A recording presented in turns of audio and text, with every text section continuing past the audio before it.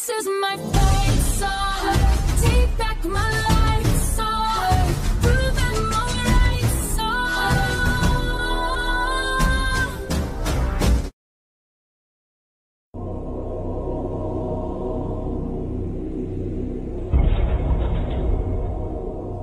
Once I realized I had met an honest, genuine, high-level Freemason who told me there were 13 levels of Freemason above the 33rd degree, and that these people were God. There was no God, they were God.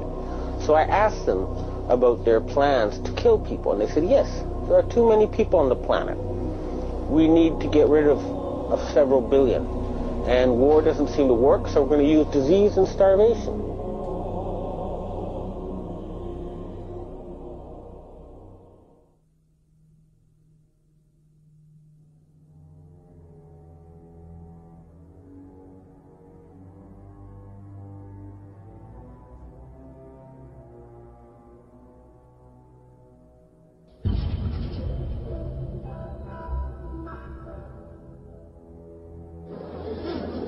He knew what was happening, and he attempted to warn us when he left office. He told us, quite bluntly and in no uncertain terms, to beware of the military-industrial complex. And who is the military-industrial complex? It is the members of the Council on Foreign Relations, and since the inception of the Trilateral Commission as well.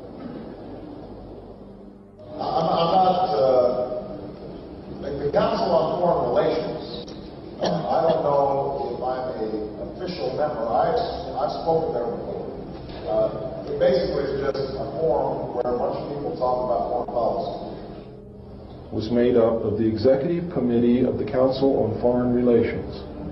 Now, it is extremely significant that you understand that the first 6 members from the government, along with President Eisenhower, were also members and longtime members of the Council on Foreign Relations. They believed in that organization. They believed in its goals, which was one world government.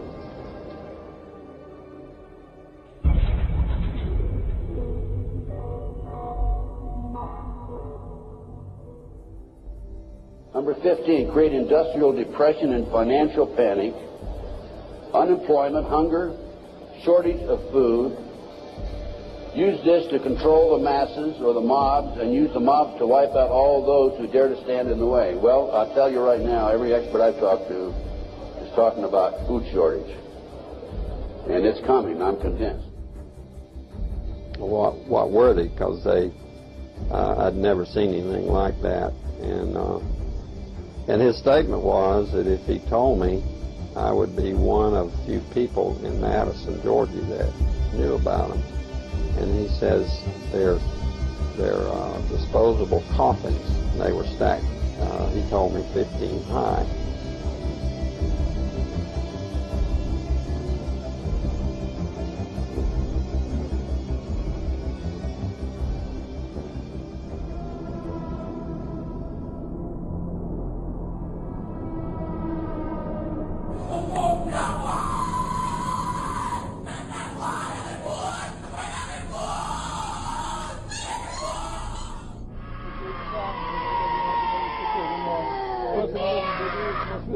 Di Cristo, di Cristo, di Cristo.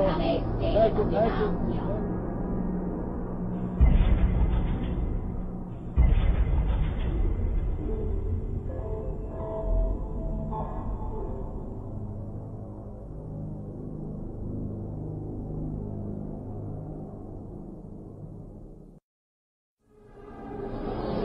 One of the driving forces behind this movement, the Illuminati, is the satanic cult movement in this country today. So I began my little journey forward. And one of the matters that I developed information about was an individual I learned about was Aleister Crowley. He likes to have his name pronounced Crowley to rhyme with holy. And the Satanists today, and for the number of years in the past, have basically used his philosophy and his writings as a guide. He had so many Masonic degrees that you could fill up 5 pages of a book with them. This guy was probably the most highly honored Mason in the world. He styled himself the wickedest man in the world. He believed himself to be the great beast. And he changed his name to Aleister Crowley, so it would add up in both English, Hebrew, and Greek Kabbalah as 666. In 1904, Crowley had a communication with an extraterrestrial being named Iwas.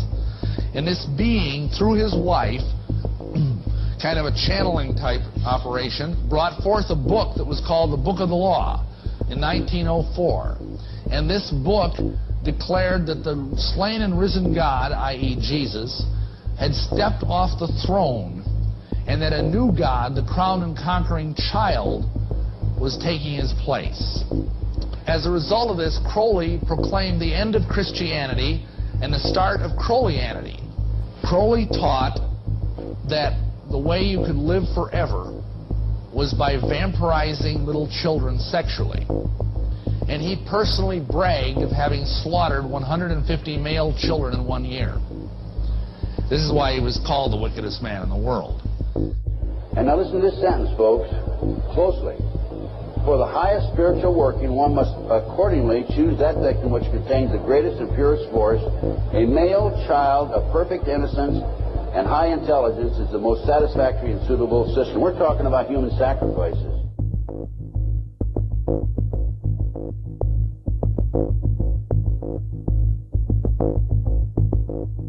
And they'd also drug them up, and they'd take a sacrificial knife and they'd start from the chest and move all the way down to your abdomen.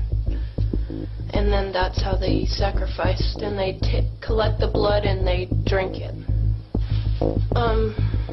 When the mid-September through mid-November, they sacrificed babies and nothing but babies because they need the pure blood of the untainted children. And I didn't understand what it was like. I just can't believe I'm seeing this every year of my life. I've experienced that, and that was the hardest part for me. It's like hearing those babies literally scream and cry, and then seeing their blood flow. The little boy was taken to a basement. He was crucified alive. First he was skinned. Why is it that no one knows this? Because there's Satanists in the police force and also in the government, the army. They're everywhere. They're even on the council of, the representatives of the United States also. And they're silenced because this is not being exposed because they don't want it to be exposed. Because they're really good at lying and hiding things. Rebecca, what happens to the people that want to come out of Satanism? They get killed. They get followed. They get taken. They get sacrificed in front of the congregation of the Satanic Church. Why? Because they know too much information about the Satanists and who their names and places of where they keep the people underground, and they just know too much information. It's like being in a gang or in a mafia. You don't get out alive without consequences. My